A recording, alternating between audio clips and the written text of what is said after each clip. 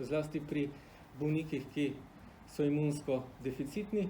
Torej, če merimo v laboratoriju, vidimo, da se po teh 6-7 mesecih, da se ta dva odziva precej izenačita in seveda, če podaljšujemo čas naprej in se cepljeni človek med tem ne izpostavi virusu, je popolnoma možno, da po enem letu, da bo več tistih, ki so naravno preboleli okužbo, da bodo manj zboleli kot tisti, ki so cepljeni.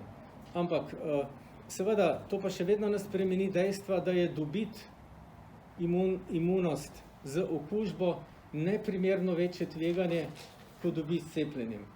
Bistveno je boljše najprej se cepiti in potem na zelo varen način v epidemiji dobiti dodatno stimulacijo z virusom in narediti zelo dolgotrajen imunski odziv, kot pa obratno.